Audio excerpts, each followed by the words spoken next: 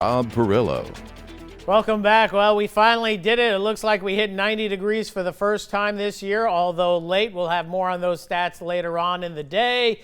Bottom line is get used to it. We know we got plenty of 90s ahead, but not a bad day to be out at Lake Martin. That's where our drone shot's coming from on us.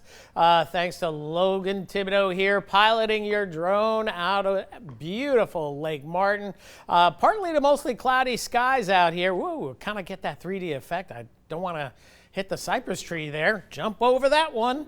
And the weather is just absolutely gorgeous across the area today. Plenty of clouds. Actually had a few showers in Lafayette, but that's about it locally. Most of us dry today, and we expect more of the same over the next couple of days. And again, the water pretty calm out here as well. A little bit of a breeze. You always like to go out to Lake Martin when the winds die down, so you get that glass-like feature out there and a nice sweeping shot out across Lake Martin. So here's the big picture across the lower 48. High pressure out in Mexico. That's kind of a little bit of an influence on us. Same with high pressure over the eastern Gulf, and weak surface pressure just about in the same spot. A little bit of an upper level low down here. So we're kind of in between systems, and that other upper low still causing problems and flooding problems in Mississippi this afternoon. And that's where all the showers and storms have been. Flood watches continue across Arkansas, but locally just a few spotty showers across our part of the world a few hours ago. But now we don't even see anything going on other than some action over toward the western fringe of Lake Pontchartrain, but across Acadiana,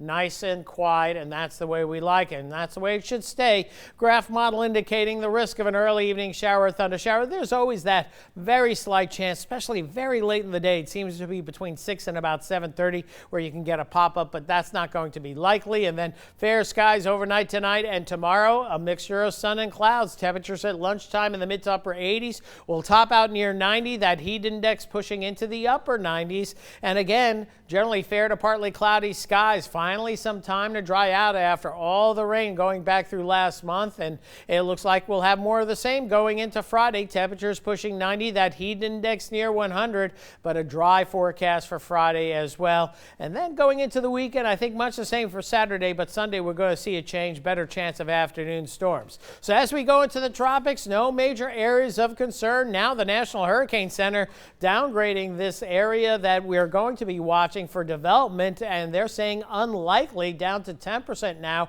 over the next 5 days. But it's the days after that we're kind of more interested in because we do know that moisture in this area is going to be moving northwestward, perhaps heading into the southern Gulf of Mexico. Now here's the Euro model. The Euro model still wants to develop something in about a week to 8 or 9 days, and then gradually bring it up toward perhaps the Texas coastline or Louisiana down the line, and something organized, maybe a depression or a tropical storm. But the big change today is the GFS model doesn't see much, if anything, going on. It sees the moisture surging toward the Gulf. It also sees potential development in the Pacific, but we get to this time next week, and thereafter we don't see a whole lot going on. Maybe broad low pressure down toward the Bay of Campeche. So no major concerns for right now, and we're not going to worry about this system at all, or whatever potential system may develop. So mid-70s the low tonight. Tomorrow back into the upper 80s to 90 degrees. That heat index in the mid to upper 90s once again. So warm and humid. The breeze diminishes. That means the mosquitoes come out, so